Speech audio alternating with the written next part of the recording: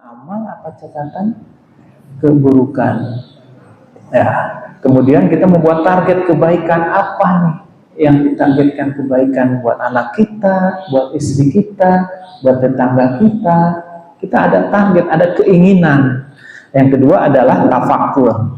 Tafakur adalah merenung dan memikirkan tanda-tanda kebesaran Allah pada alam semesta dan kehidupan agar timbul keimanan dan rasa syukur. Ya, jadi penting tafakur ya. Jadi tafakur ini bertujuan menguatkan iman dengan memahami ciptaan Allah. Ya, banyak ciptaan Allah ya. Kita memahami ya Allah, bangun pagi matahari terbit, siang, kembali lagi malam. Ya siklus ya. Siang, malam. Kita waktu sama nih, 24 jam. Saya, Pak Ustadz, Bapak-bapak semua sama 24 jam. Tidurnya beda kadang-kadang. Ada yang 4 jam, mungkin ada yang 6 jam. 8 jam, ada yang 2 jam. Kadang-kadang lagi ada banyak masalah, bisa jadi tidurnya kurang. Ya, biasanya 8 jam, mungkin 2 jam. Kadang-kadang tidur juga nggak bisa tidur. Iya, kemana-mana ya. Bisa, ya semua ngalamin ya. Jadi tidak hanya bapak-bapak saya sendiri. Apalagi banyak keinginan ya. Ya jadi kita bertafakur ya merenung tentang ciptaan Allah. Ya Allah, ini banyak. Jadi kalau di dalam kehidupan ini kita memahami diri kita sebagai manusia, kita memahami tentang malaikat diciptakan dari apa, kemudian hewan diciptakan dari apa, tumbuhan diciptakan dari apa. Jadi memahami, jadi kita paham, makanya kita harus tafakur ya, merenungi ciptaan Allah, dan kita tafakur juga tentang diri kita sendiri, kehidupan diri kita. Ya dari dulu sampai sekarang kita tafakur hidup ini senang apa enggak sih? Nyenengin istri apa enggak? Nyenengin anak apa enggak? Itu kita tahu nyenengin anak istri enggak kan respon dari mereka. Kalau dia ngeluh terus, anak kita ngeluh terus sama bapaknya, kita mengatakan kurang apa sih aku, gitu kan? Kurang apa sih sama istri? Kurang apa sih sama mertua? Yang kita sering tafakur ya, merenungi. Makanya penting nih kajian tafakur ini ya.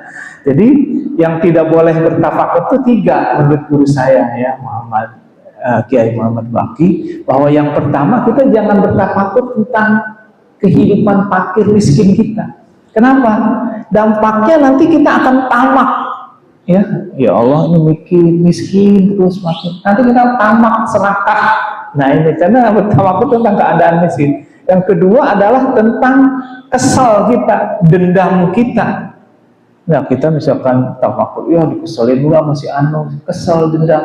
Apa dampaknya? Amarah, ini keluar marah kita. Karena kita tafakur melihat dia ngeselin kita, nanti ketemu dia marah. Nah itu yang nggak boleh tafakur. Yang ketiga adalah panjang umur. Ya, tafakur ya ini saya panjang umur nih, hidup saya sampai 2050. Ya. Jadi apa dampaknya dari cerita tafakur gitu? Kita kadang-kadang mengabaikan ibadah kita, mengabaikan berbuat baik. Masih panjang ini umur, masih lama nih tobatnya, gitu kan? Ya itu. Jadi tafakur yang nggak boleh. Ini saya nasihat dari guru saya tentang hidup kita miskin, fakir, kepikiran terus. Ya Allah, kenapa ini? Jangan dipikirin terus gitu. Jadi nanti begitu ada kegiatan kita tamak, serakah gitu ya. Ada kesempatan, ini harus punya saya nih. Nah ini jadi serakah dampaknya gitu. Susah, jangan dipikirin terus. Nanti begitu ada kesempatan takutnya serakah, tamak gitu ya. Kita dibagi, baik saya semua dong gitu ya. Ya kemudian dendam. Dendam jangan dipikirin terus, kalau keselin jangan. Kalau kita dikeselin, maafin segera ya, karena hati kita kalau kepikiran terus dendam itu tidur juga kadang-kadang nggak cukup. Kadang tidur udah 4 jam masih kurang cukup, tapi kalau hati kita tenang tidur 2 jam aja cukup. Saya bisa merasakan pengalaman nih ya, saya cerita ini pengalaman. Jadi kita itu mendapatkan cerita itu 3 kalau menurut kitab Ihya Ulumuddin. Ada orang awam, orang ahli kalam, orang alim. Orang awam kalau pengen nggak ngerti tanya ke ahli kalam yang tahu ilmunya. Yang dia udah tahu ilmunya, dia dapat ilmu yakin. Jadi keyakinan berdasarkan ilmu.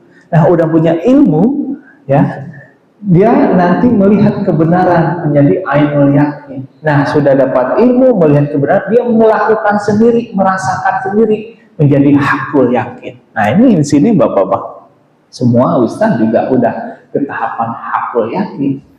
Udah tahu ada dalilnya, udah melihat kebenaran dan udah merasakan. Yang paling gampang kalau kita contoh soal makanan. Ya mungkin kita di sini udah tahu yang mananya tempat makan sayur gabus, misalkan contoh di CBL. Wah, enak sayur gabus, sayur pucung gabus. Bumbunya ini, ikannya segar. Wah, yakin nih, ilmu yakin. Kita melihat, oh iya banyak yang makan loh ternyata. Ilmu yakin. Lah kita punya duit, ngajak temen makan di sana. Kita makan, kita rasain tuh, sama temen kita ajak, kita berbagi. Gimana? Enak? Enak. Hakul yakin. Sama tentang istri kita. Ya mohon maaf ya, kita misalkan tentang calon kita, karena udah punya calon semua, yang belum punya calon. Ya ini wanita ini dijelasin nih. Wah wanita ini dijelasin nih. Wah wanita ini baik, ada ilmunya. Wah yakin nih calon pendamping. Udah melihat kelakuannya, abah-bapaknya baik, sama saudaranya baik, sama kita, sama calon mertua kita baik. Udah ainul yakin. Nikah tuh ya, nikahin. Udah kita, mohon maaf, merasakan hubungan yakin, hubungan baik, hubungan badan, merasakan dia pelayanan baik. Ini bener hakul yakin. Jadi tahapan hakul yakin udah nggak bakalan, maksudnya udah omongin apa kek? Ini mau udah istri saya. Ya, udah hakul yakin. Nah, menyampai hakul yakin itu penting. Jadi makanya kita keimanan ya mesti hakul yakin Islam ya. Jadi kita memang ini ada namanya Islam, ada namanya iman, ada namanya ihsan. Yang kalau kesempurnaan adalah ihsan ya. Jadi udah hakul yakin ya, kita ibadah seolah-olah melihat Allah, berbuat baik ya, karena Allah selalu melihat kita ya. Kemudian yang ketiga adalah ilmu fikih. Fikih secara bahasa berarti memahami, secara istilah adalah fikih ilmu yang membahas hukum-hukum syariat yang bersifat amaliyah, yang diambil dari dalil-dalil.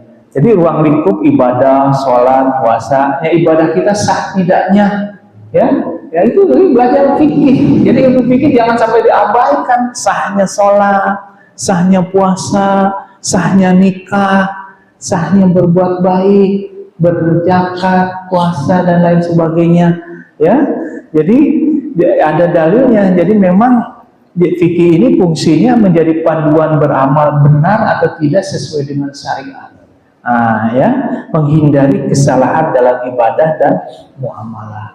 Nah ini penting ilmu fikih. Nah ini belajar ilmu fikih. Ya, jadi ini saya sampaikan. Yang keempat adalah ilmu tasawuf. Nah, ilmu tasawuf adalah ilmu untuk membersihkan jiwa, memperbaiki akhlak, mendekatkan diri kepada Allah dengan hati yang tulus. Jadi kita belajar zuhud, ya, belajar ikhlas, tidak terikat dunia. Kita memang butuh dunia, ya karena hidup di dunia. Tapi kita jangan benci dunia. Ya kalau kita tetap, jadi jangan menjadikan terikat kepada dunia. Ya, jadi banyak dalil-dalil ayat-ayat di belakang juga ada ya. Jadi belajar ikhlas, sabar, ya tawakal, menjaga hati dari penyakit seperti sombong ya. Nah itu ada di dalam ilmu tasawuf. Nah saya ada beberapa kitab ilmu tasawuf dari Imam Al-Ghazali, ya, dari Syekh Abdul Qadir Al-Jailani, ya, dari Syekh Ibnu Athaillah, Jalaluddin Rumi. Ya, saya memang lebih banyak belajar dari ilmu tasawuf ya, terutama tentang untuk membersihkan diri, untuk mendekatkan diri sedekat-dekatnya kepada Allah ya.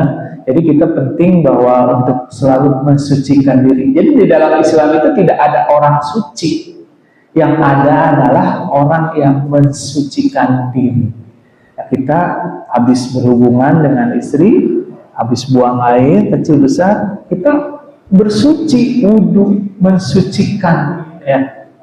Jadi jangan menganggap, wah dia orang suci, wah keturunan ini suci, nggak ada, ya. Jadi memang ada bersuci, ya. Ya. Kemudian yang kelima adalah ilmu ikhlas. Nah, ini ilmu ikhlas penting. Ya, definisi ikhlas adalah memurnikan niat ya dalam beramal hanya untuk Allah semata-mata tanpa mengharapkan pujian manusia. Ya, di sini di Al-Qur'an di dalam surat Al-Bayyinah dikatakan yang wa ma umiru illa liya'budullaha mukhlishina lahuddin hunapan wa yuqimuna sholata wa yutuz zakata wa zalikal dinul qayyimah. Padahal mereka hanya diperintah menyembah Allah dengan ikhlas menaatinya semata-mata karena menjalankan agama dan agar melaksanakan sholat, menunaikan zakat, dan demikian itulah agama yang lurus. Nah, ikhlas penting. Ikhlas ini 4 di dalam surat Al-An'am ayat 162. Kul inna sholati wa nusuki wa mahyaya wa mamati lillahi rabbil alamin la syarika lahu wa bijalika umirtu wa anna awwalu muslimin. Kul, katakan, inna sholati, sesungguhnya sholatku, wa nusuki, ibadahku, wa mahyaya wa mamati lillahi rabbil alamin. Jadi kita sholat kita, ibadah kita, hidup kita, mati kita lillahi rabbil alamin. Jadi memang kita untuk lillahi ta'ala. Nah, karena Allah. Nah, kita akan merasa karena Allah, ya karena memang kita tingkatannya udah ihsan. Jadi ada Islam, ada iman, dan ihsan. Ya, makanya kita sering kita muhasabah, tafakur, terus belajar ilmu fikih, belajar ilmu tasawuf. Ya, termasuk saya masih belajar. Ya, terus-terusan kita belajar. Yang kemudian di sini tidak ada sekutu baginya dan demikian pula yang diperintahkan kepadaku dan aku adalah orang yang pertama-tama berserah diri. Jadi yang namanya tanda ikhlas, amal tetap dilakukan meskipun tidak ada yang melihat, tidak kecewa saat tidak dipuji. Nah, kita berbuat kebaikan, sebelum berbuat kebaikan memang harus diniatin dulu nih ikhlas supaya kita nggak kecewa. Ya, kita berbuat ya Allah.